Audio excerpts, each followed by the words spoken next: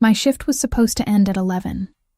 Instead, I stood at the nurse's station at 2:17 in the morning, charting vitals for an overdose patient in Bay 4, while my feet screamed in protest. 3 years working nights at County General had taught me to ignore exhaustion, to function on coffee and adrenaline, to tune out the chaos that defined emergency medicine. But nothing prepared me for the paramedics who burst through the doors with a child seizing on the gurney. I dropped my pen. The sound disappeared beneath the urgency in the lead paramedic's voice. 5-year-old male, unknown identity, found unresponsive at a private residence. Tonic-clonic seizures started en route. No response to initial interventions. The boy looked small against the white sheets, his body rigid, muscles locked in spasm.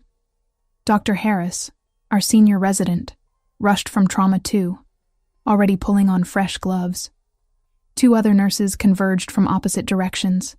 We moved with rehearsed precision born from thousands of similar emergencies. I positioned myself at the boy's left side, checking the IV line the paramedics had placed.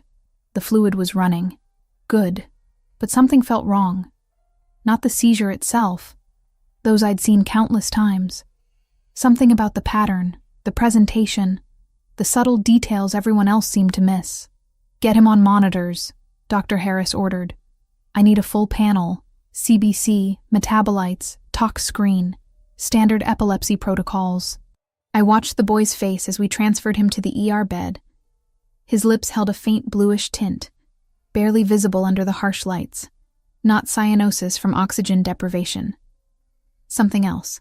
Something that made my mind race through every textbook I'd memorized during my pediatric emergency training. The seizure continued. 2 minutes. 3. Dr. Harris administered the first dose of medication. Nothing changed. The attending physician arrived, Dr. Morrison, who'd been handling a cardiac arrest in the next bay. He glanced at the monitors, at the child, made the same assumptions. "Increase the dosage," he said. "If this doesn't work, we're looking at status epilepticus." But I couldn't look away from the boy's hands. The tremor wasn't symmetrical. His right side jerked with more violence than his left. His pupils, when I checked them with my penlight, reacted but not quite right. Sluggish.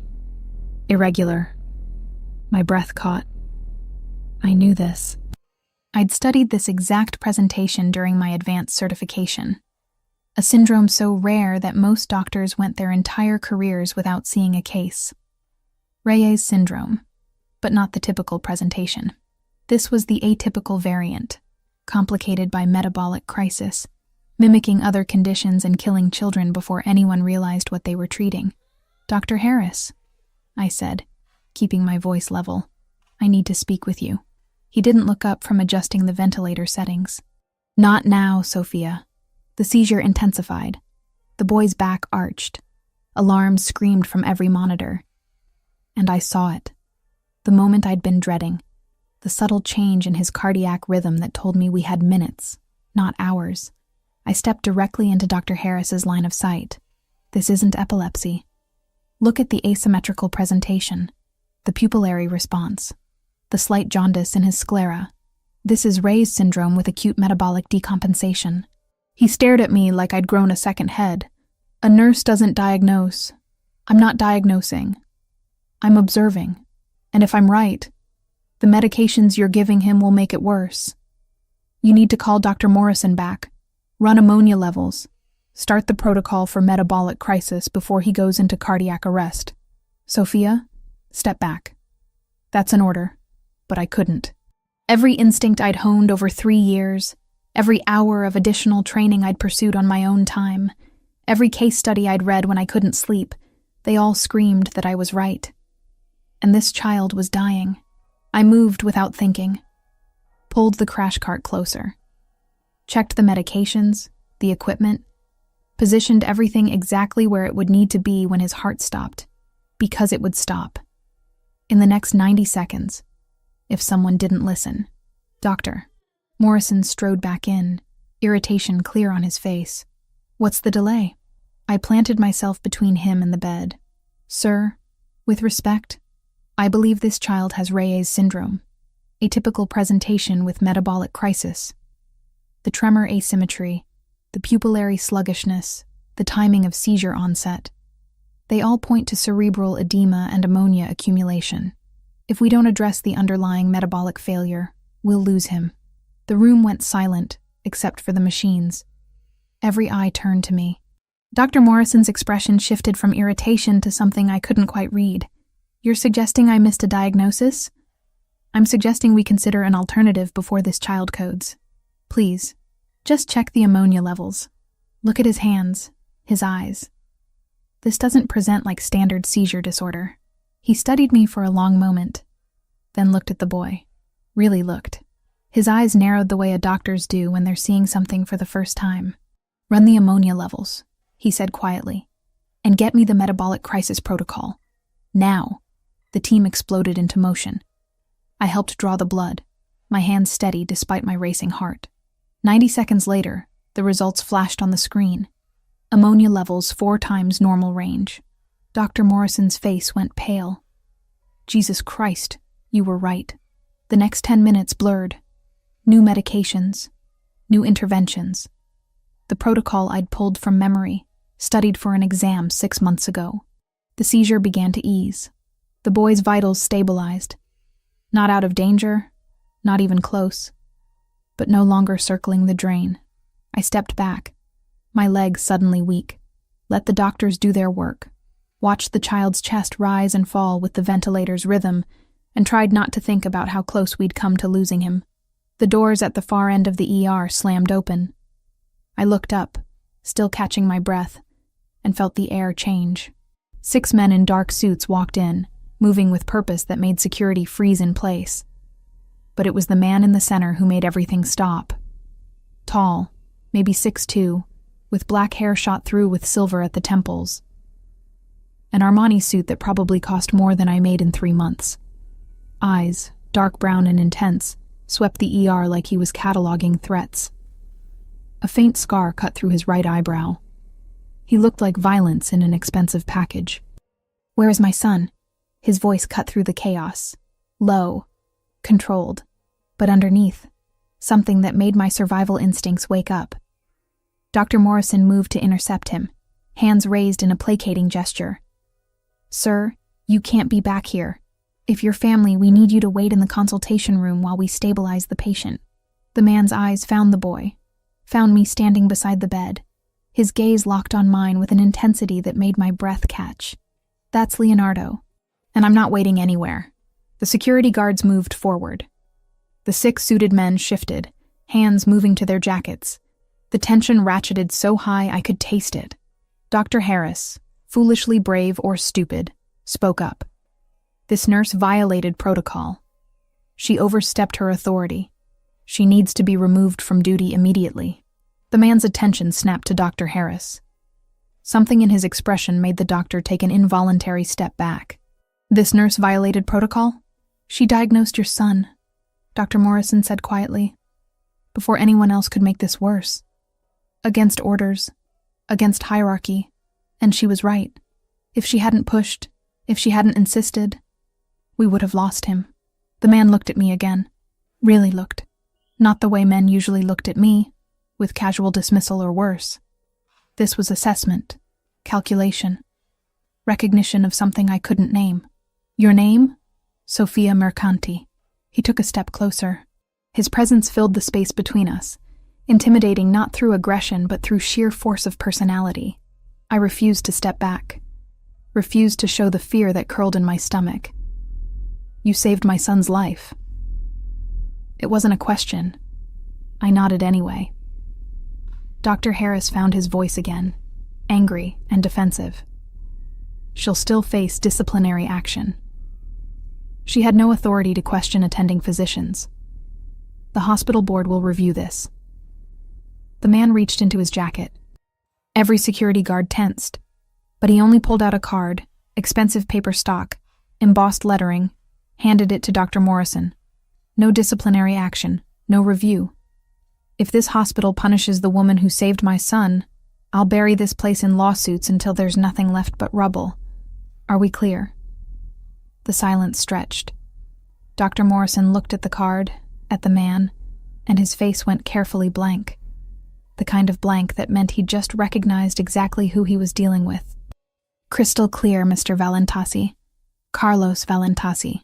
The name meant nothing to me, but from the way everyone else reacted, it should have. He looked at me one more time, something unreadable in his dark eyes.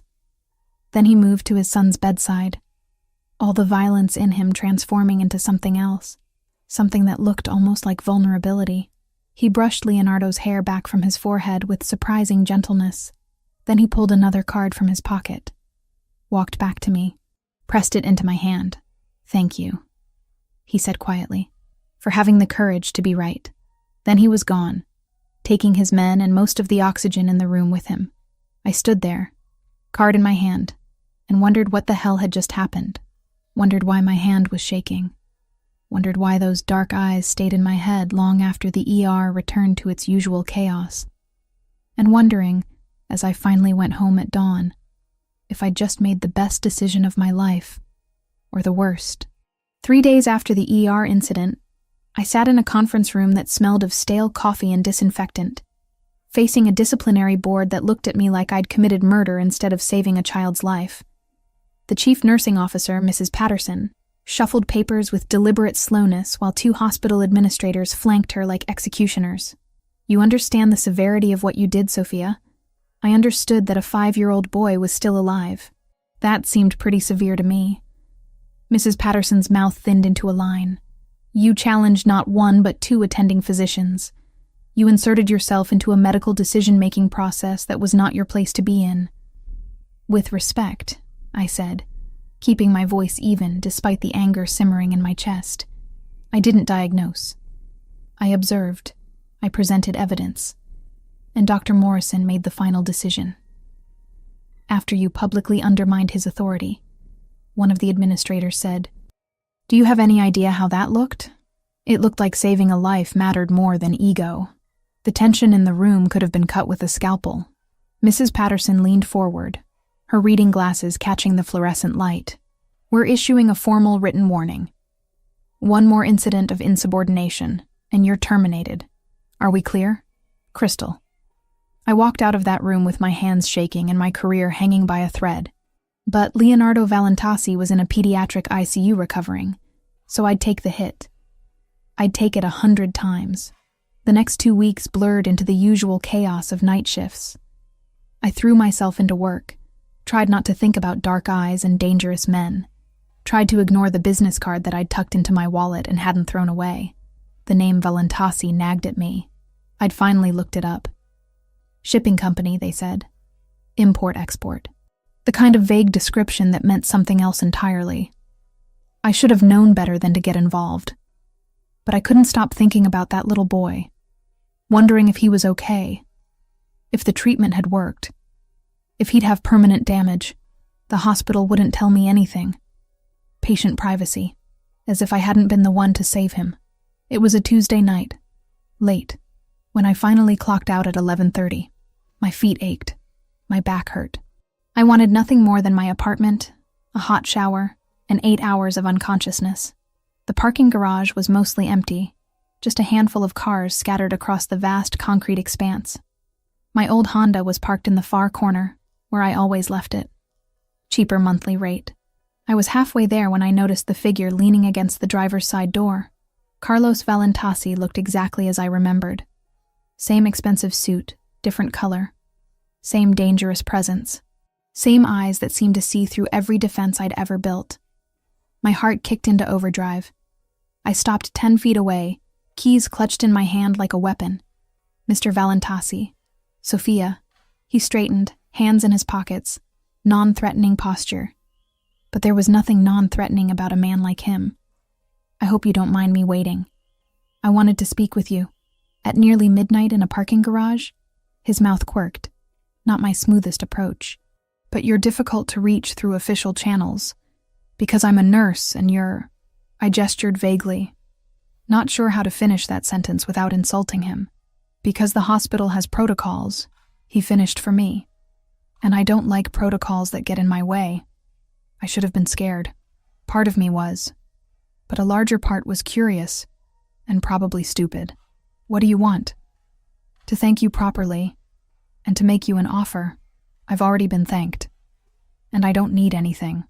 Leonardo is being discharged tomorrow, he said. And something in his voice changed, softened. He's stabilized. But the doctors say the next 6 months are critical. He has a genetic condition that makes him vulnerable to these episodes. They could happen again. I'm sorry, I said, and I meant it. But I don't understand what that has to do with me. He took a step closer. I watched him, tense, ready to run if I needed to. He needs specialized care. A nurse who understands his condition, who can recognize the warning signs, who has the knowledge and the courage to act when doctors miss things. Someone like you. You want to hire me? I want to hire you to be Leonardo's private nurse for the next 6 months. Live-in position at my estate. Salary 10 times what you make here. The number he named made my breath catch. That was enough to pay off my mother's medical bills. Enough to actually save something. Enough to change everything. But there was always a catch. Why me? I asked carefully. There are private nurses with more experience. People who specialize in pediatric care. Because you saved his life when no one else could. Because you have instincts that can't be taught. Because when you were right, you didn't back down even when it cost you. He pulled an envelope from his jacket, handed it to me. I opened it with shaking hands. Contract. Legal. Detailed. And that salary, right there in black and white. I can't, I said, even though every practical part of my brain screamed at me to take it. I don't know you. And the name Valentasi, I know what it means. His eyes darkened. What do you think it means? It means you're not in the shipping business. Not really. Smart, he said quietly. And honest. I appreciate both. Yes, Sophia. My family has interests that aren't entirely legal. But my son is just a 5-year-old boy who almost died because no one else was paying attention. That's all this is about. I wanted to believe him. God, I wanted to take that money and that job and convince myself it was just about helping a sick child. But I'd seen enough crime dramas, heard enough stories. I need to think about it. Fair enough. He reached into his pocket again, pulled out another card. Different from the first. This one had a number handwritten on it. Call me when you decide. But Sophia, don't take too long. Leonardo needs you. He walked away then, disappearing into the shadows of the parking garage, leaving me standing there with a contract that could save my life or destroy it.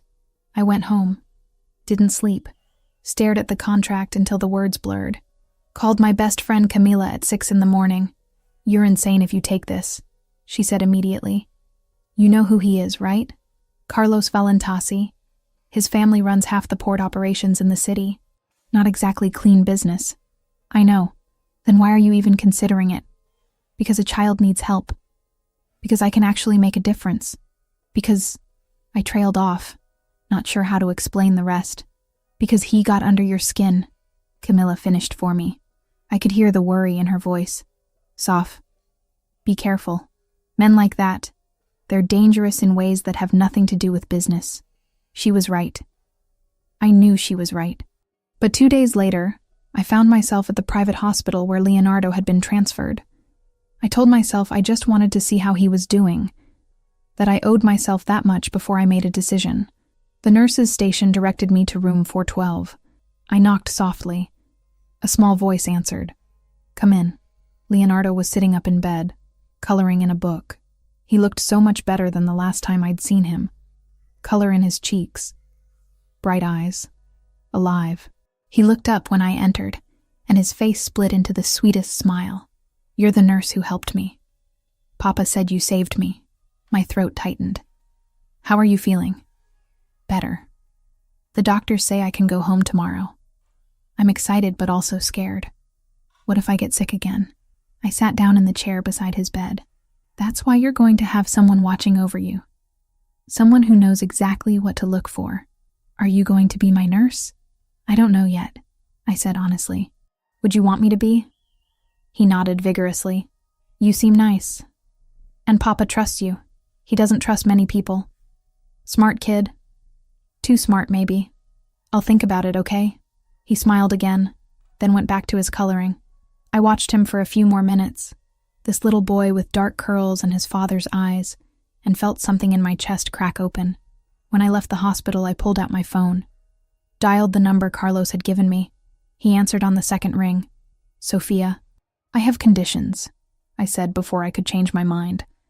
6-month contract, like you said, but I make all medical decisions regarding Leonardo. I have complete autonomy there, and I want it in writing that I can leave if I feel unsafe or uncomfortable at any time. Agreed. Just like that? Just like that. When can you start? I need 2 weeks to give notice at the hospital. 1 week. I'll make it worth their while to let you go early. Of course he would. Probably buy the whole hospital if he wanted. 1 week, I repeated. And Mr. Valentasi, if you're lying to me, if this is anything other than caring for your son, I will walk out and I will go to the police. Are we clear? Crystal clear, he said. And I could hear something like respect in his voice. I'll have my lawyers send over the revised contract today. He hung up. I stood there in the hospital parking lot, midday sun beating down on me, and wondered what the hell I'd just agreed to. Camilla's voice echoed in my head. Men like that, they're dangerous. But so was I, apparently. Dangerous enough to walk straight into the fire. I just hoped I wouldn't get burned. 3 weeks after the night I'd nearly lost a child in the ER, I stood at the iron gates of the Valentasi estate with 2 suitcases and growing certainty that I'd made either the best or worst decision of my life. The gates opened silently, smooth mechanics that probably cost more than my annual salary. A black SUV waited beyond them. The driver who emerged looked like he could break me in half without trying. Miss Mercanti. I'm Adriano Sassolini, head of security. Mr. Valentasi asked me to bring you to the residence. Security. Right. Because normal people needed heads of security. The drive through the property took 5 minutes. 5 minutes of manicured gardens, fountains, and enough land that I lost sight of the main road entirely. When the mansion came into view, my breath caught despite myself. 3 stories of stone and glass, balconies overlooking grounds that stretched into the distance. This wasn't wealth. This was power. Adriano carried my bags like they weighed nothing, led me through doors that probably cost more than my car, through a foyer with marble floors and a chandelier that belonged in a museum.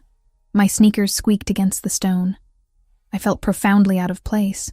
The medical wing is on the 2nd floor, east side, Adriano said. You'll have a bedroom suite adjacent to Leonardo's room. Everything you requested has been set up. Thank you.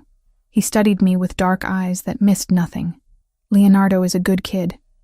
Deserves someone who gives a damn. I plan to. Good. Because if you hurt him, Mr. Valentasi won't have to do anything. I will. The threat landed between us, cold and clear. I met his gaze without flinching. If I wanted to hurt children, I wouldn't have become a nurse. His expression softened fractionally. Fair enough. Come on. I'll show you to your quarters. My suite was bigger than my entire apartment. King bed with linens that probably had a thread count higher than my bank balance. Private bathroom with a tub I could swim in. A sitting area with medical equipment already installed. Monitors, oxygen, emergency supplies, everything I'd listed. And through a connecting door, Leonardo's room. I knocked before entering. Found him sitting cross-legged on his bed. Same coloring book from the hospital. Tongue poking out in concentration as he filled in a dinosaur with careful precision. He looked up, and his face split into that heartbreaking smile. You came. I promised I would, didn't I? Papa said you might change your mind, that sometimes people say things but don't mean them. Well, I meant it. How are you feeling? Good. A little tired. They made me do tests all morning. I pulled up a chair beside his bed, already falling into assessment mode. Let me take a look at you, okay? Just a quick check. He submitted to my examination with the patience of a child who'd spent too much time in hospitals. Vitals stable, color good, pupils reactive, no signs of distress. But there was wariness in his eyes, guardedness that no 5-year-old should have. You're doing great, I said, ruffling his dark curls. But if you start feeling strange, anything at all, you tell me immediately. Deal? Deal. The door opened. Carlos Valentasi stood in the threshold, and the air pressure in the room changed. He wore a dark suit, no tie, top button undone. Even casual, he radiated control. Sophia. Welcome. Mr. Valentasi. Carlos. He corrected. If we're living under the same roof, formality seems excessive. Leonardo jumped off the bed, ran to his father with uncomplicated affection. Papa! Sophia says I'm doing great. Carlos caught him, lifted him easily, but I saw it. The way he held Leonardo like he was afraid the boy might shatter.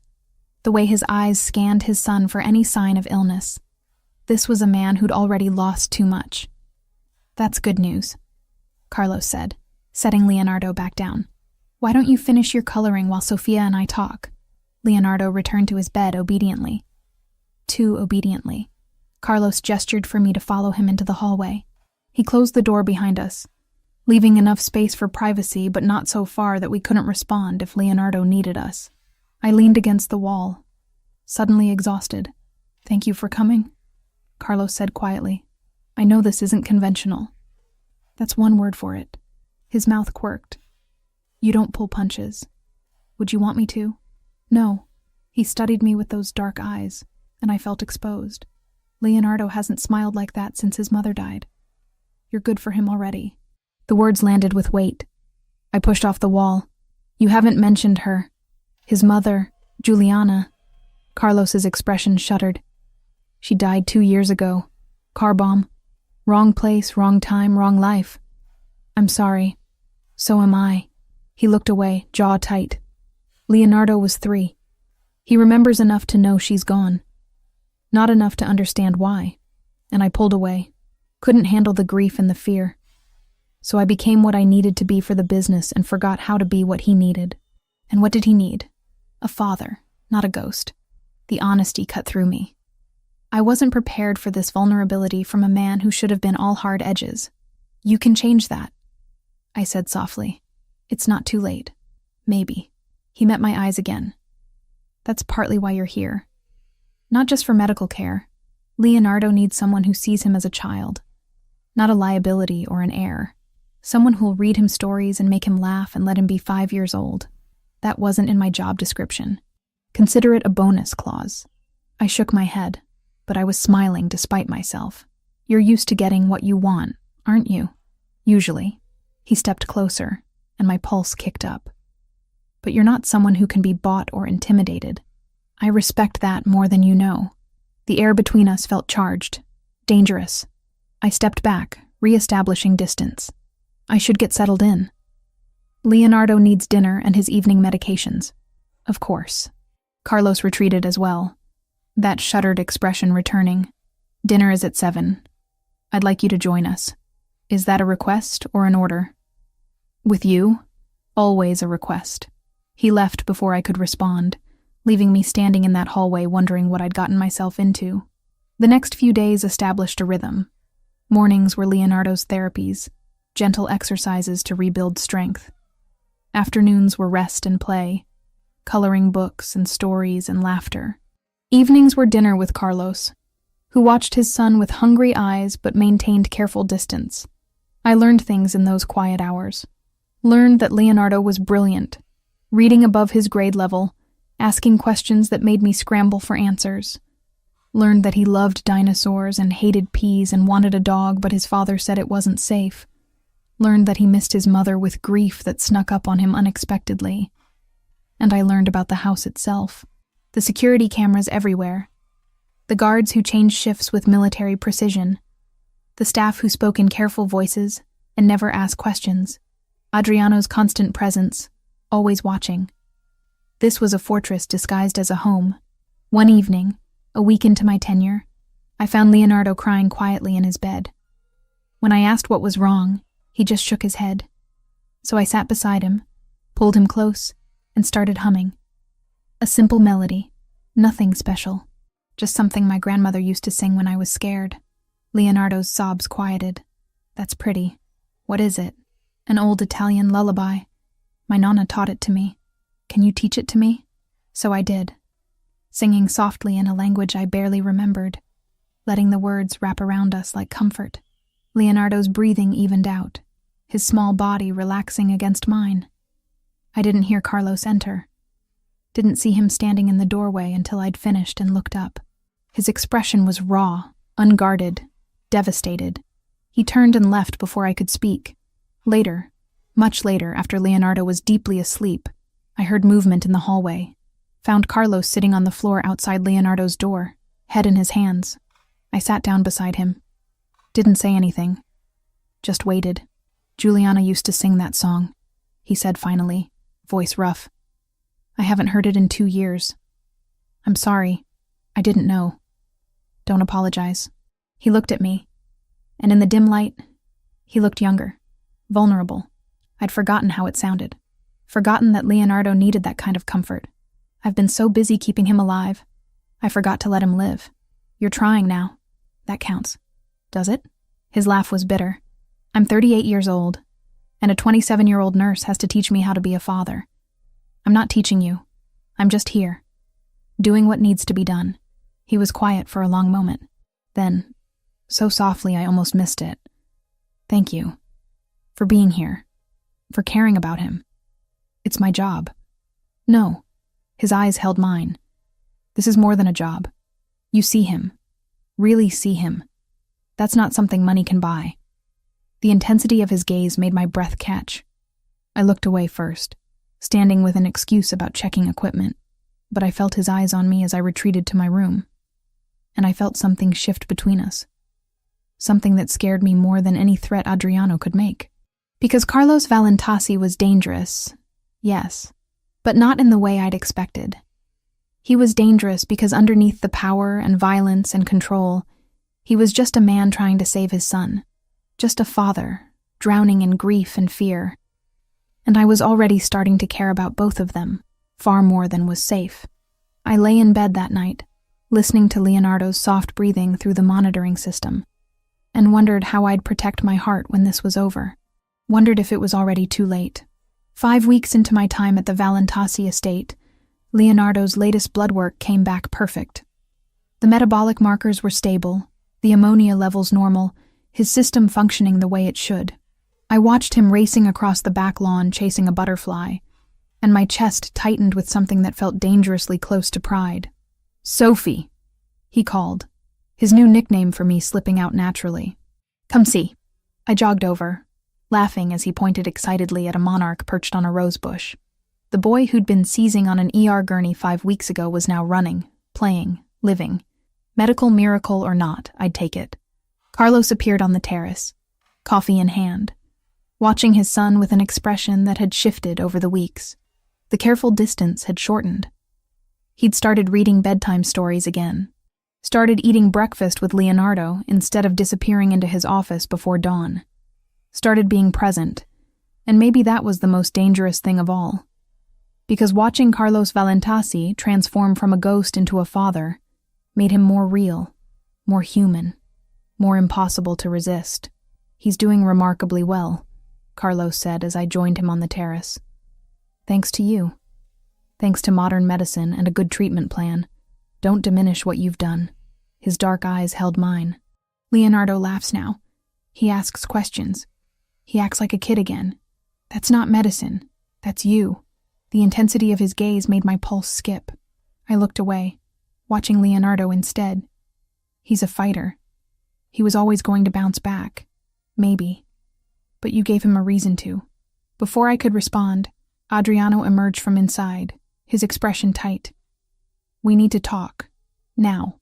The shift in Carlos was immediate. The warmth vanished, replaced by cold authority. I'll be right back, he said to me, then followed Adriano inside. I stayed with Leonardo, playing in the garden until lunch, but something felt off. The guards seemed more alert, their positions more strategic. When we went inside, I noticed additional security near the entrances. That night, after Leonardo was asleep, I found Carlos in his study. Knocked even though the door was open. He looked up from papers spread across his desk, exhaustion stark on his face. Come in. I stepped inside, closing the door behind me. What's going on? He leaned back in his chair. Nothing you need to worry about. The guards doubled today. Adriano looks like he's expecting a siege. Don't insult my intelligence by pretending everything's fine. Carlos studied me for a long moment. Then he gestured to the chair across from him. Sit. I sat. We've had surveillance on the property, he said carefully. Unidentified vehicles, cameras positioned in places they shouldn't be. Someone's watching the estate. Who? Best guess? The Bratva. Russian organized crime. We've had territorial disputes over port operations for months. It's been escalating. My stomach dropped. Are we in danger? Is Leonardo in danger? I won't let anything happen to either of you. His voice was steel, but I need to leave tomorrow. Meeting with our allies, trying to establish a stronger position before this turns into open war. How long? 3 days? Maybe 4. Adriano will be here with enhanced security. You'll be safe, but you won't be. The words hung between us. Carlos's expression softened fractionally. I've been doing this a long time, Sophia. I know how to handle myself. That's not an answer. No, it's not. He stood, walked around the desk, stopped close enough that I could feel the heat of him. But it's the only one I can give you. I should have stepped back, should have maintained professional distance. Instead, I stood as well, closing the space between us. This is insane. The whole situation. Living in a fortress, armed guards everywhere, you disappearing to handle territorial disputes like it's normal. It's my life. Always has been. Well, it's terrifying. And I hate that Leonardo has to grow up in it. And I hate that you think this is just how things have to be. What would you have me do? Walk away? The business doesn't work like that. Once you're in until someone puts you in the ground. Then get out. I grabbed his arm, surprising both of us. You said you wanted to be a better father. How can you do that if you're dead? You think I haven't thought about that? His voice was rough. Every day I think about it. Every time I look at Leonardo and see Juliana's eyes, I think about walking away, taking him somewhere safe, starting over. But it's not that simple. Why not? Because the moment I show weakness, the moment I try to leave, they'll come for us. For him. The only thing keeping Leonardo safe is my power, my reputation. If I walk away, I'm just a man with a vulnerable son. Easy target. The logic was brutal, and probably true. I released his arm, stepping back. I'm sorry. I don't understand your world. I just know I care about that little boy upstairs. You care about him. What about me? The question caught me off guard. I looked up, found Carlos watching me with an intensity that stole my breath. What? Do you care about me, Sophia? Or am I just the dangerous father who comes with the job? I should have lied. Should have kept it professional, but the truth came out anyway. I care. More than I should. More than is smart or safe. Show me. What? Show me that you care. It was reckless. It was stupid. It crossed every line I'd been trying to maintain. But when Carlos stepped closer, when his hand came up to cup my face, when his eyes searched mine for permission, I gave it. The kiss started gentle, questioning, but within seconds it transformed into something desperate, urgent. 2 people who'd been circling each other for weeks finally giving in. His hands tangled in my hair. Mine gripped his shoulders. And for those few minutes there was no danger. No business. No complications. Just this. He pulled back first, resting his forehead against mine. This is a terrible idea. The worst. I don't want to stop. Me neither. But we should. For Leonardo, if nothing else. He deserves stability. Not his father getting involved with his nurse. I know. Neither of us moved. When I leave tomorrow, Carlos said quietly, promise me you'll be careful. Listen to Adriano. Stay inside unless he clears it. Keep Leonardo close. I promise. He kissed me again, softer this time. Then he stepped back, putting necessary distance between us. You should go. Before I forget why this is a bad idea. I left. Went back to my room, lay in bed staring at the ceiling while my lips still burned from his kiss, and my heart raced with equal parts desire and terror. The next morning, Leonardo had a nightmare. I was in his room before I'd fully woken, checking him over, calming him down. Carlos appeared moments later, still in pajama pants, concern etched across his face. "Papa," Leonardo whimpered, reaching for his father. Carlos gathered him up, held him close. "I'm here, mio filio.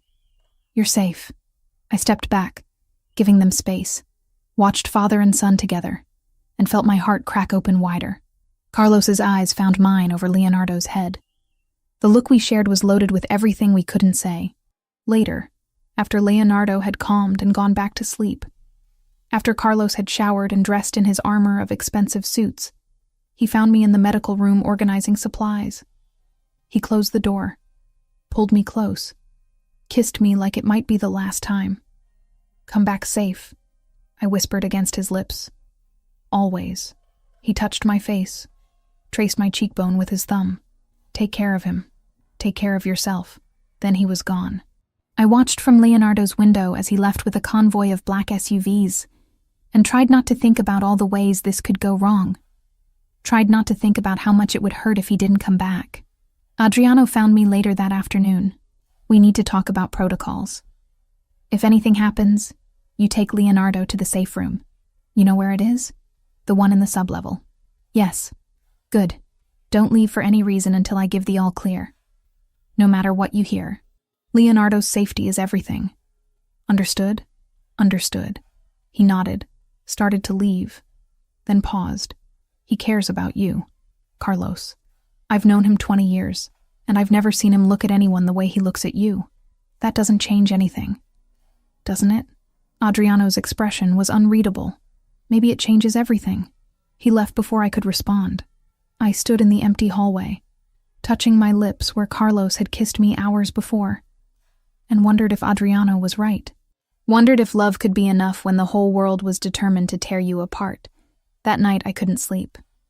Checked on Leonardo 3 times, paced my room, finally gave up and went to the kitchen for tea. The house felt too large, too empty without Carlos's presence filling the spaces. I was halfway through my second cup when my phone buzzed. Unknown number. I almost didn't answer, but something made me pick up. Sophia. Carlos. His voice was rough, tired. "Is everything okay?" "We're fine. Leonardo's asleep." "Are you okay?" There was a pause, long enough that my heart started racing. "I'm fine. Just wanted to hear your voice." "Where are you?" "Can't say. But I'm thinking about you. About what happens when I get back."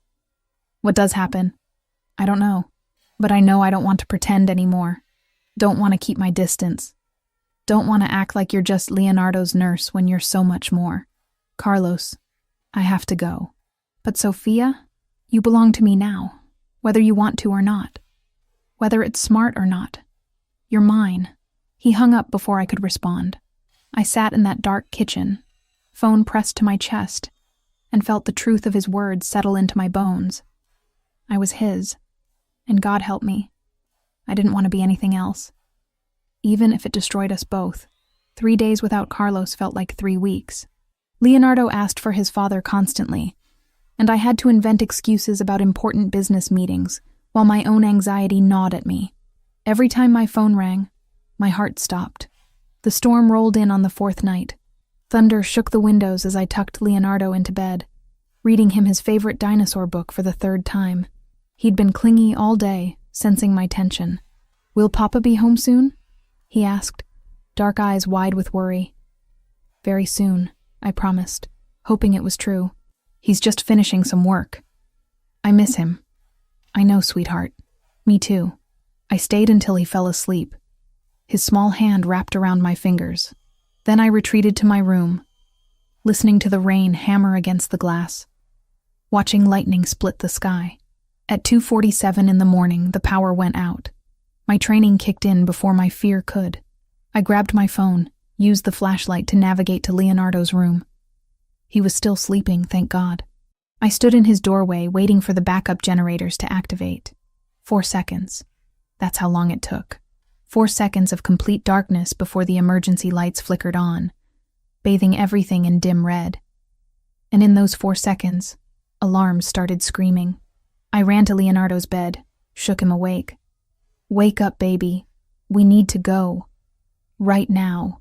His eyes flew open, immediately terrified. What's happening? It's okay. I scooped him up, felt him wrap his arms around my neck. We're going to play that game, remember? Like Papa showed you? The safe room, he whispered.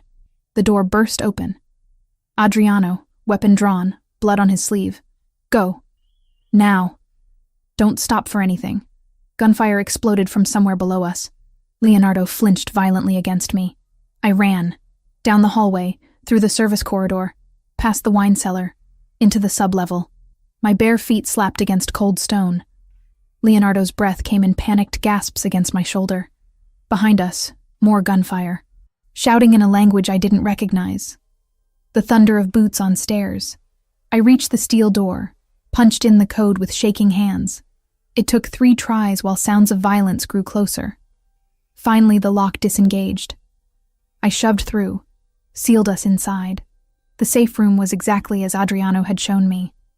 Reinforced walls, communication system, medical supplies, and a monitor showing security feeds from around the property. I set Leonardo down, checked him over. Are you hurt?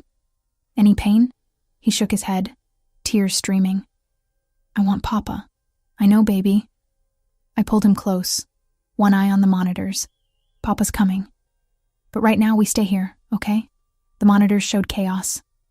Men in black tactical gear swarming the mansion. Guards engaging them. Adriano directing defense with brutal efficiency. But there were too many attackers. This wasn't a warning. This was an invasion. Leonardo's breathing grew ragged. I recognized the signs immediately. Panic attack, potentially triggering a metabolic episode. No, not now. Hey, I said, forcing my voice calm. Remember what we practiced? When you get scared?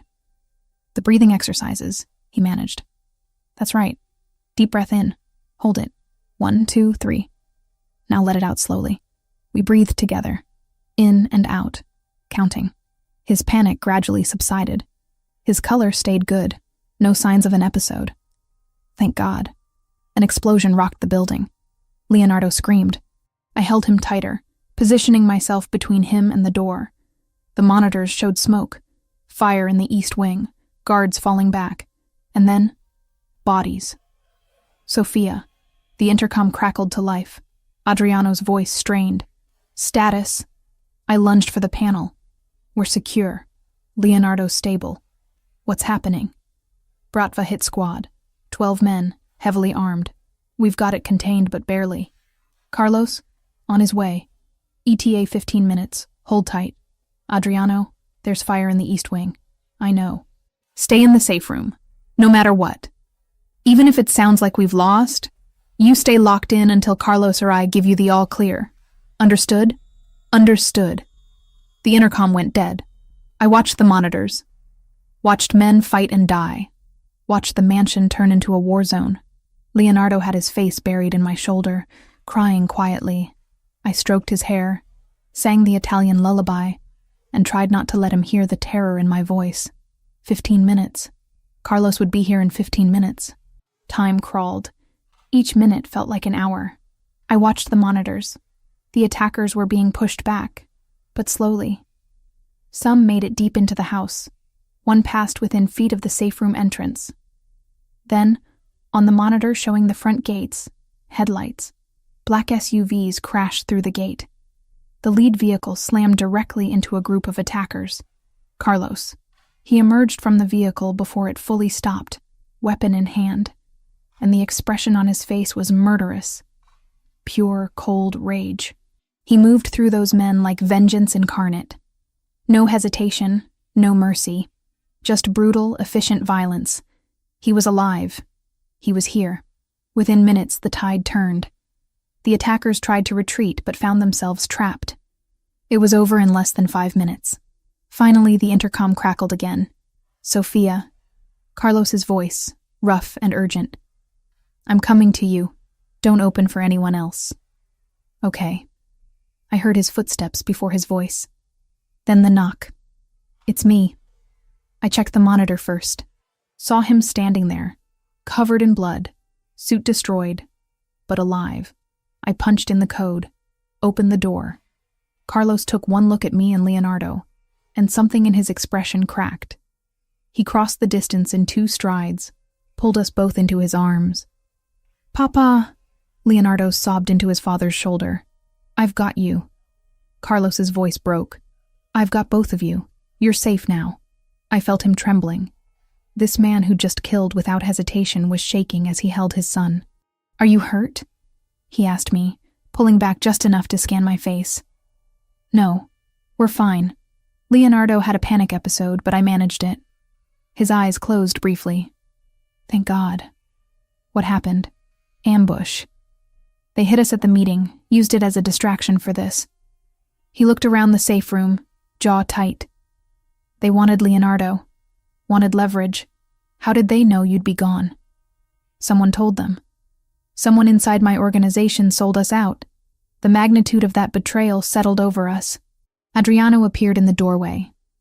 "Carlos, we've got 5 alive for questioning." "Good." Carlos handed Leonardo to me. "Take him back to his room. Stay with him. I'll handle this. I don't think you should see whatever you're about to do," I said quietly.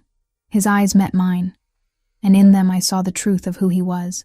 "You're probably right, but they came for my son. They came for you. There's no mercy for that." He kissed Leonardo's forehead, then mine, brief and fierce. "I'll come to you when it's done." Then he was gone, and I was left with a terrified child in my arms, and the knowledge that somewhere in this mansion, Carlos was doing things I didn't want to imagine. I carried Leonardo back to his room. It was untouched, blessedly free of the violence. I checked him thoroughly, monitoring for any delayed reaction. He was okay. Physically, at least. He clung to me, wouldn't let me put him down, so I sat in his bed with him in my lap, wrapped in blankets, and waited. Hours passed. Dawn broke. Finally, the door opened. Carlos stood in the threshold, cleaned up but exhausted. Different clothes, blood washed away. But the weight of what he'd done still hung on him. "Is he asleep?" he asked quietly. I looked down. Leonardo had finally passed out from exhaustion. "Yeah, just now." Carlos approached carefully, like he was afraid he'd contaminate us with the violence still clinging to him. He knelt beside the bed, touched Leonardo's hair with infinite gentleness. "I'm sorry," he said. "I'm so sorry you had to go through that. Is it over? For now, the men who attacked us won't be a problem again." And the traitor was identified. I didn't ask what happened to them. I didn't want to know. "We can't stay here," Carlos continued. "The safe house in the mountains. You and Leonardo leave tomorrow. This isn't over. The Bratva will retaliate. What about you? I have to finish this. End it permanently. But I need to know you're both safe first." I nodded. Leonardo stirred in my sleep, reached for his father without waking. Carlos took his hand, pressed it against his chest. "I thought I'd lost you both," he said, voice breaking. "When Adriano called me, when he told me they'd breached the estate, I thought I was too late, but you weren't. This time." His eyes found mine. "Sophia, after tonight, after you saw what I did, what I'm capable of, I wouldn't blame you if you wanted out." I looked at this man, this complicated, dangerous, devoted man, and knew the truth. "I'm not going anywhere. You're stuck with me now." His smile was exhausted but real. "You belong to me." "Yeah." I kissed his forehead. "I do. We stayed like that until the sun rose. The 3 of us together, survivors of a night that should have destroyed us but somehow made us stronger. And I knew, as I watched Carlos hold his son, that there was no going back. I'd chosen this life. This man. This terrifying, beautiful, impossible love. Now I just had to survive it. Dawn broke over a mansion that looked like a war zone. Bullet holes pockmarked the walls. Windows were shattered. Blood stained the marble floors. I stood in Leonardo's doorway, watching Carlos orchestrate the cleanup with cold efficiency while his son slept, mercifully oblivious to the carnage. The reality of what had happened settled over me like ice water. We'd almost died. Leonardo had almost been taken, and the only thing standing between us and that fate was Carlos's willingness to be more violent than anyone else. Sophia. Carlos appeared beside me, his hand gentle on my lower back. "We need to talk." I followed him to his study, the only room that seemed untouched by last night's violence. He closed the door, poured himself 2 fingers of whiskey despite the early hour, then turned to face me. "You can't stay here," he said without preamble. "Neither of you. The Bratva will retaliate, and next time they might succeed. Where would we go? I have a property in the mountains, off the grid, known only to my inner circle. You and Leonardo will go there today. Adriana will take you. What about you? I have to end this." His jaw tightened. The attack last night was orchestrated by the Bratva, but funded by someone else. Someone who wants me weak. I need to find out who and eliminate the threat permanently. How long? However long it takes. The thought of being separated from him, especially now, made my chest ache. But the thought of Leonardo in danger was worse. "Okay, we'll go." Carlos set down his glass, crossed to where I stood, pulled me close. "I'm sorry. For all of this. You didn't sign up for war. I signed up for Leonardo. Everything else comes with the package. You could leave. Take your money, walk away, be safe." "Could I?" I looked up at him, because I don't think my heart would let me anymore. His kiss was desperate, claiming. When he pulled back, his forehead rested against mine. "You're mine, Sophia. After this is over, after everyone who threatened my family is dead, I'm never letting you go. You understand?" "Yeah, I do." "Good. Now go pack. Light. We move in an hour." The mountain house was nothing like the estate. It was smaller, more intimate, built into the hillside with panoramic views of wilderness in every direction. Security was invisible but present. Cameras, sensors, armed men positioned in strategic locations. Home for the foreseeable future. Leonardo adjusted quickly, as children do. He had me, he had his toys, he had video calls with his father twice a day. That was enough. For a 5-year-old anyway. For me, it was torture. Days bled into each other. I maintained Leonardo's medical routine, played endless games of dinosaurs, read until my voice went hoarse. But every night, I lay awake wondering where Carlos was, what he was doing, if he was safe. Camilla called on the 3rd day. I took it outside, away from Leonardo's ears. "You're all over the news," she said without preamble. Not by name, but there was an incident at the Valentasi estate. Deaths. Lots of them. "I'm fine. We're fine." "Soph, what are you doing? This isn't just dating a dangerous man anymore.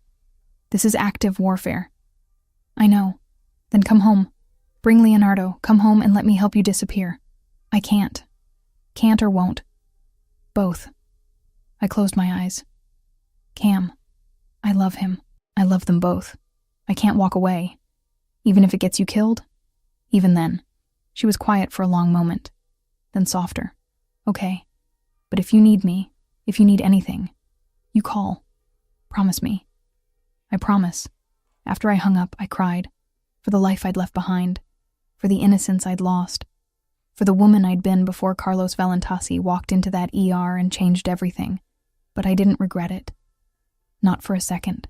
A week into our mountain exile, Adriano pulled me aside after dinner. "We have a problem." My stomach dropped. "What kind of problem?" The investigation into the attack revealed something. He paused, choosing his words carefully. The mole wasn't just anyone. It was Carlos's accountant. Mid-level guy. Access to schedules, movements, patterns. The Bratva paid him for information. Was? Carlos handled it personally. I didn't need details. What's the problem then? The accountant had been talking for months. Sold information about Leonardo's condition, your arrival, the routine. Everything. The Bratva knows exactly how vulnerable Leonardo is. They were planning to take him, force Carlos to surrender territory in exchange. Oh God. They won't stop. Not until they get what they want or we eliminate them completely. Carlos is working on the latter, but it's complicated. The Bratva has protection, connections, power.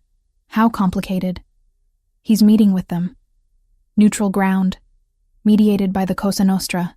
Either they negotiate territory or this turns into open war. When? Tomorrow night. The fear that gripped me was physical. Adriano, that's a trap. You know it's a trap, probably, but it's also the only way forward. Carlos knows the risk. I wanted to scream, wanted to demand he call it off, stay hidden, choose safety. But I knew Carlos. Knew he'd never hide while his family was threatened. He'd walk into hell itself if it meant ending the threat. Keep Leonardo safe, Adriano said. Whatever happens, whatever you hear, he's the priority. I know. That night I held my phone until midnight, waiting for Carlos's call. It came at 12:15. Sophia. Just hearing his voice made my eyes sting. How are you? Exhausted. Missing you. Missing Leonardo. This needs to end. Is tomorrow night really the only way? Yes. The Bratva won't back down otherwise. They see weakness in what happened. Think they can push harder, take more, and if it's a trap, then I spring it on my terms. He paused. I need you to know something. If this goes wrong, if I don't make it back, there's a contingency plan. Adriano has instructions, money set aside for you and Leonardo, new identities, a way out. Carlos, don't. Listen to me. His voice was steel. I've updated my will. Half my legitimate assets go to Leonardo, the rest in trust until he's 21. You're named as his guardian, legal and binding. Stop talking like you're going to die. I'm talking like a man who's learned that tomorrow isn't guaranteed. I let his words settle between us. If something happens to me, promise you'll take care of him. Promise you'll get him out of this life. Nothing's going to happen to you. Promise me, Sophia. The tears came then, silent and hot. I promise, but you're coming back. You have to come back. I plan to, because I have a hell of a lot to live for now. I love you, Sophia. I should have said it before. Should have said it the first time I kissed you. But I'm saying it now. I love you. My heart cracked open. I love you too. Come back to me. Come back to us. Always. He hung up. I sat in that dark bedroom, phone clutched to my chest, and prayed to a God I wasn't sure I believed in anymore. Please. Let him come home. Let him be okay. Let us have a chance at this impossible life. The next day crawled. Leonardo sensed my anxiety, growing clingy and quiet. I read him stories, made his favorite lunch, anything to distract us both, but all I could think about was Carlos walking into that meeting. Adriano found me in the kitchen after Leonardo went down for his nap. Carlos wants you to see something. He handed me a tablet. On the screen was a video message. Carlos, sitting in what looked like a hotel room, addressing the camera with an intensity that made my breath catch. Sophia, if you're seeing this, things went wrong. I'm sorry. Sorry for bringing you into this world. Sorry for not being able to protect you and Leonardo the way you deserved. But I need you to know that knowing you, loving you, it was worth everything. You brought light back into my life. You gave Leonardo a mother again. You made me remember what it felt like to be human. Take care of him. Take the money. Take the new life Adriano will give you. And get as far from this world as possible. Let Leonardo grow up normal, safe, happy. That's all I want. And Sophia, don't mourn me too long. Live. That's what I want for you.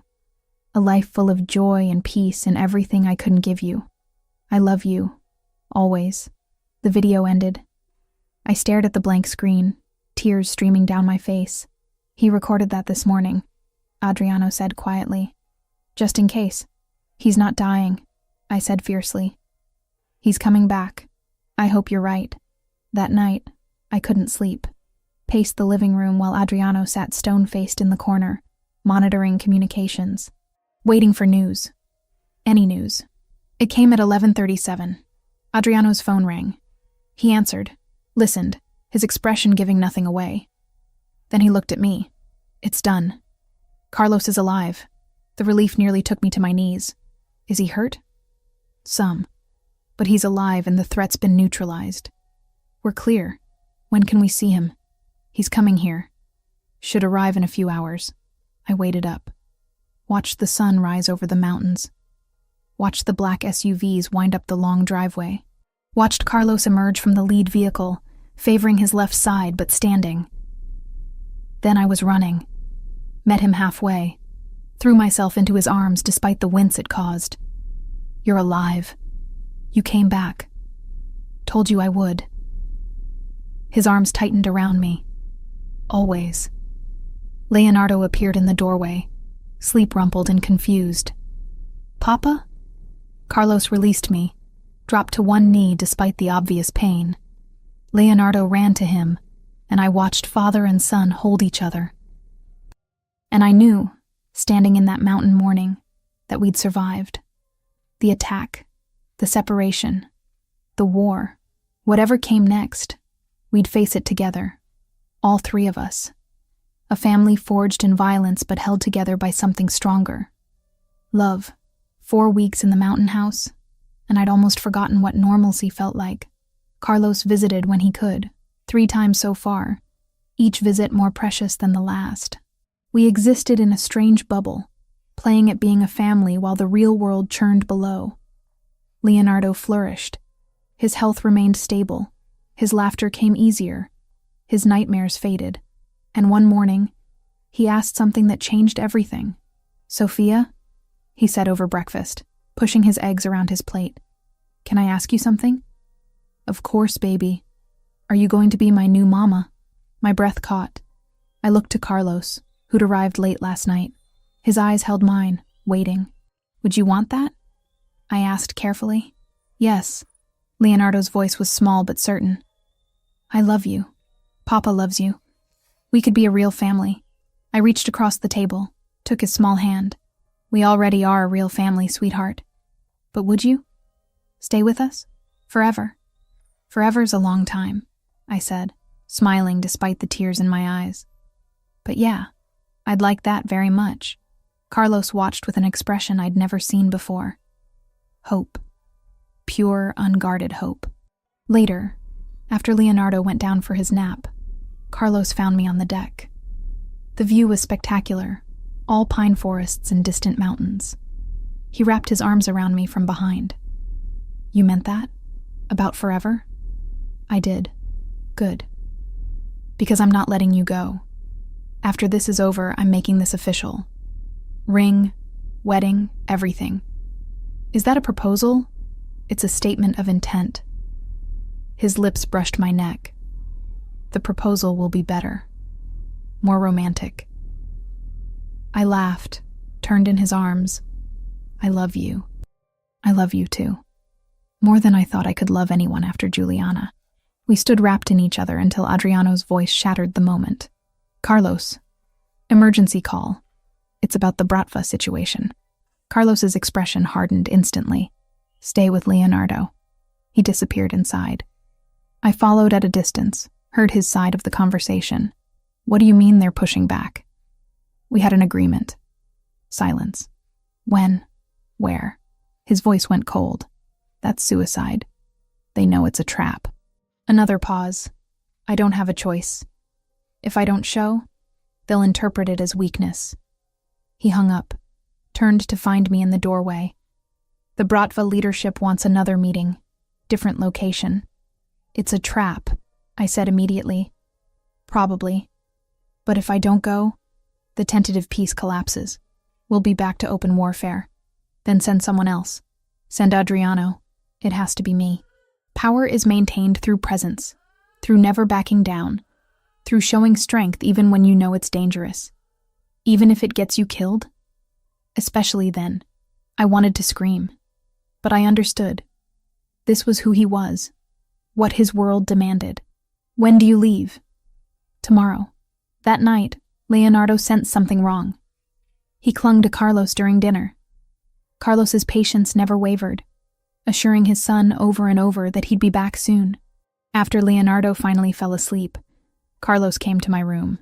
We didn't talk, just held each other, made love like it might be the last time. "Come back to me," I whispered as dawn approached. Always.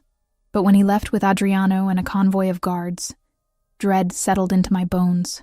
2 days passed. 2 days of maintaining normalcy for Leonardo, while my nerves stretched tighter. Carlos called once, brief and distant. The meeting had been scheduled for the following night. Then silence. On the third day, Adriano called. Not Carlos. Adriano. Sophia. His voice was strained. We need you. Now. What happened? The meeting was an ambush. Shooting started before we even entered. Carlos is hit. Bad. We've got him at a secure location, but the doctor never showed. We think he was compromised. How bad? Gunshot wound, lower abdomen, heavy bleeding. He's conscious but deteriorating. We need medical intervention now or we'll lose him. The world tilted. Send me the location. I'm coming. No. Carlos's orders were explicit. You stay with Leonardo, then Carlos dies. I kept my voice level. I'm a trauma nurse, Adriano. I've handled gunshot wounds. I can stabilize him until you find another surgeon. But I need to be there. The pause felt eternal. I'll send a security team. Be ready in 5 minutes. I hung up. Moved on autopilot. Wrote everything down for the guard staying with Leonardo. Then I went to wake him. Leonardo. I knelt beside his bed. Baby, Papa got hurt. He needs my help, so I have to go for a little while. Is Papa going to die? Not if I can help it. But I need you to be brave.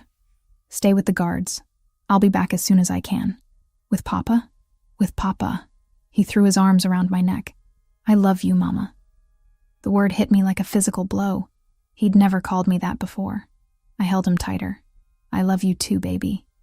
So much. The ride took 40 minutes. A warehouse in an industrial district surrounded by Carlos's men. Inside was chaos. They had Carlos on a makeshift operating table, his shirt cut away, blood everywhere. Too much blood. I pushed past everyone. Moved. Carlos's eyes found mine, glazed with pain. You shouldn't be here. Shut up. I assessed the wound quickly. Entry wound in lower left abdomen. No exit wound. You're an idiot for going to that meeting. Noted. His attempt at a smile became a grimace. I turned to the men surrounding us. I need supplies, IV fluids, antibiotics, surgical kit, clean towels, oxygen. Move, they scrambled. Adriano appeared at my elbow. What do you need? A surgeon. I can stabilize him, control the bleeding, but I can't remove the bullet safely. The surgeon we had is dead, killed before he could get here. Then find another one, fast. I started an IV line, hands steady despite my terror. Carlos, stay with me.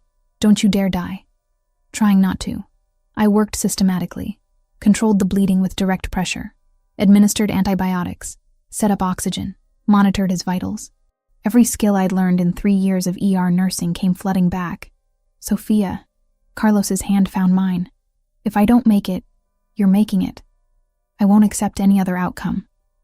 But if I don't, his eyes held mine. Take care of Leonardo. Get him out of this life. I promise.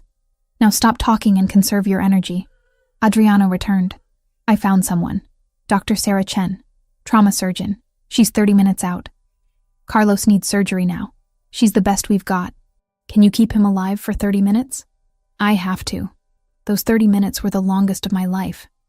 I monitored every breath, every heartbeat, adjusted fluids, talked to Carlos constantly, forcing him to stay conscious, to keep fighting.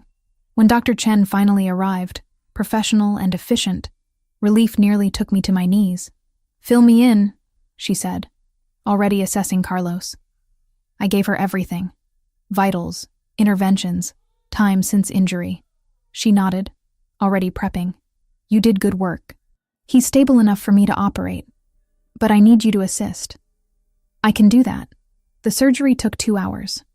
2 hours of handing instruments, monitoring vitals, watching Dr. Chen work with steady hands to remove the bullet and repair the damage. The warehouse wasn't sterile. The conditions were far from ideal, but we made it work. When it was finally done, when the wound was closed and Carlos's vitals had stabilized, Dr. Chen stripped off her gloves. He'll need hospital care. Real hospital care. But he should survive. Thank you. She studied me. You love him. It wasn't a question. Yes. Good. He needs someone worth surviving for. Carlos woke 6 hours later, groggy but alive. The first thing he did was find my hand. You saved me. We saved you. I brushed hair back from his forehead. Leonardo? Safe. Waiting for us. His smile was weak but real. Told you I'd come back. You almost didn't. Almost doesn't count. He squeezed my hand. I love you, Sophia. I should have said it more. But I'm saying it now, and I'll keep saying it for however long you'll let me. My tears finally came. I love you too. So much it terrifies me. Good. Fear means you have something worth losing. We stayed in that warehouse for 2 more days, until Carlos was strong enough to travel. Then back to the mountains. Back to Leonardo. Back to the life we were building.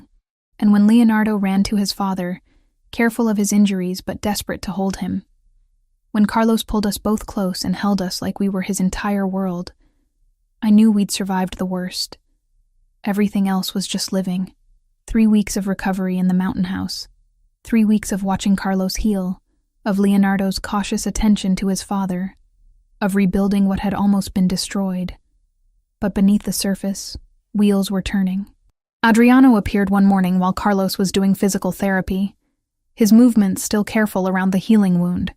We need to talk. Both of you. We gathered in Carlos's office. Adriano spread files across the desk, photographs of men I didn't recognize, documents in Russian. After the ambush, after Carlos was shot, we didn't just sit idle. His expression was grim. We retaliated. Hard. 3 of the Bratva's top lieutenants, including Viktor Belov, were eliminated within 48 hours. You went to war without me, Carlos said, but there was approval in his voice. You were dying in a warehouse. Someone had to act. Adriano leaned forward. The remaining Bratva leadership reached out. They want peace. Real peace this time. The other Italian families intervened, threatened to cut them off completely if they didn't negotiate in good faith. What are the terms? We keep the port operations. They get compensated with territory in the northern district, away from our core interests. Neutral mediators enforce the agreement. And most importantly, they acknowledge that the ambush was unsanctioned, carried out by Belov acting alone. Convenient story. Convenient, but functional. The alternative is mutual destruction. They know it. We know it. Everyone knows it. Carlos studied the documents. And this is guaranteed. As much as anything in our world can be. The Cosa Nostra vouches for it. They have too much invested in city stability to let this continue. Then we accept.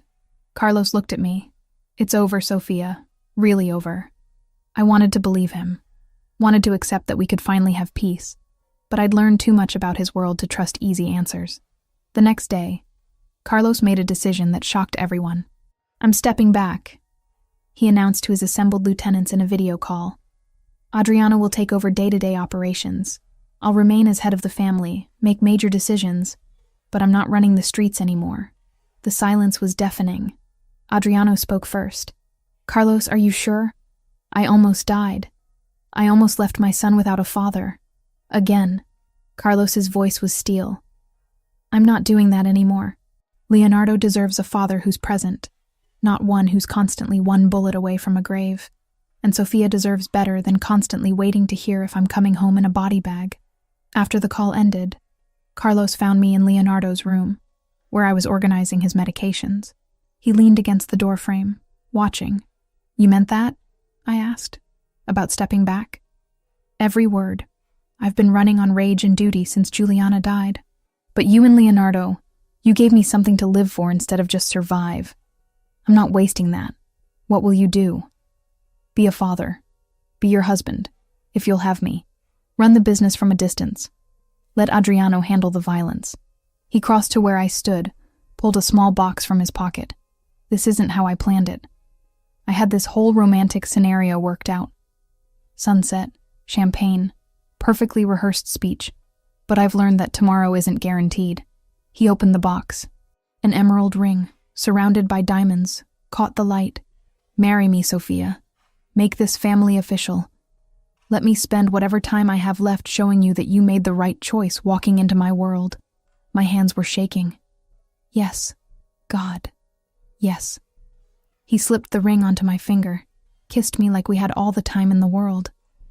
Leonardo burst through the door moments later, saw the ring, and started jumping up and down. "Does this mean Sophia's really my mama now?" "Really and truly," Carlos said, pulling his son into our embrace. Best day ever. Months passed. Months of normalcy that felt surreal after everything. We moved back to the main estate, now fully repaired and refortified. Carlos kept his promise, working from home, delegating the dangerous work to Adriano. Leonardo started kindergarten with careful security, but as much normalcy as possible. And we planned a wedding. Camilla flew in a week before, took one look at me, and burst into tears. "You're really doing this." "I really am. He better be worth it." "He is." I showed her the ring. "He really is." She pulled me into a hug. "Then I'm happy for you." Terrified but happy. The wedding was small, intimate, held in the estate gardens on a perfect autumn day. Just family and close friends. Adriano stood as Carlos's best man, Camilla as my maid of honor, and Leonardo, 6 years old and impossibly serious, as ring-bearer. Carlos wore a dark suit that probably cost more than most people's cars. I wore a simple dress, ivory silk that flowed in the breeze. Nothing extravagant. Nothing that screamed Mafia wedding. Just two people committing to a life together. When it came time for vows, Carlos took my hands. "Sofia Mercanti, you walked into my life in the middle of my darkest moment. You saved my son. You saved me. You took a man who'd forgotten how to feel anything but rage and reminded him what it meant to love, to hope, to want more than just revenge and survival. I promise to be worthy of that gift. I promise to protect you, cherish you, and love you for every day I have left. You are my light in the darkness, my peace in the chaos, and the best decision I never knew I was making. My turn. I'd written vows, rehearsed them, but when the moment came, different words emerged. Carlos Valentasi, you terrified me from the first moment I saw you. This dangerous, powerful man who looked at me like I was the only person in the world. You challenged everything I thought I knew about myself, about what I wanted, about what I was capable of surviving. And you gave me a family when I'd given up on having one. A little boy who calls me Mama. A life that's complicated and messy, and sometimes terrifying, but never boring and never empty. I promise to stand beside you, to protect what we've built, and to love you even when the world tries to tear us apart. You're mine, and I'm yours, and nothing changes that. The officiant pronounced us married. Carlos kissed me while everyone applauded. Leonardo cheered loud enough to be heard in the next county. And for that perfect moment, everything was exactly right. The reception was beautiful. Dinner under string lights. Dancing that lasted until midnight. Adriano gave a speech that somehow managed to be both threatening and heartfelt, warning me that I was now family and under his protection whether I liked it or not. Camilla cornered Carlos during the dancing. I watched from across the garden as they talked, saw her point at him with clear warning, saw him nod with respect. "What did she say?" I asked when he returned to my side. "That if I hurt you, she'll make sure I regret it in ways the Bratva never managed." I laughed. "She means it." "I know. I respect that." He pulled me close for another dance. "You have good people in your corner. So do you. We're lucky then." We are. Later. Much later. After Leonardo had been carried to bed by an exhausted but happy Adriano. After the guests had left and the estate had quieted, Carlos and I stood on our bedroom balcony overlooking the grounds. "Happy?" he asked, arms around me from behind. "Happier than I ever thought possible." "Good, because I intend to spend the rest of my life keeping it that way." 1 year later, I watched Leonardo race across those same gardens chasing butterflies, while Carlos sat beside me on the terrace, coffee in hand, directing his empire from a tablet, but always keeping one eye on his son. Our son now. Legally, officially, in every way that mattered. "He's getting fast," Carlos observed. "He's healthy, strong, normal. Everything we wanted for him. Thanks to you. Thanks to us." Carlos set down his tablet, pulled me close. "You know, a year ago, I was lying in a warehouse bleeding out. Convinced I'd never see another sunrise. Never see Leonardo grow up. Never get to marry you. But you did. But I did. He kissed my temple. Best year of my life. Mine, too. Leonardo ran up to us, breathless and grinning. Mama, Papa, come play with me. We went. Left the coffee and the tablet and the weight of the empire behind. Played tag in the garden while guards watched from a distance, and the sun set over mountains in the distance. This was the life I'd chosen. Complicated. Dangerous. Built on foundations that most people would run from. But it was mine. Ours. A family forged in trauma, but held together by love stronger than any threat. I caught Carlos watching me with that look he got sometimes. The one that said he still couldn't quite believe I was real. That I'd stayed. That I'd chosen him despite everything. I love you, I mouthed across the garden. His smile was everything. I love you too. Leonardo tackled his father, and they went down in a heap of laughter.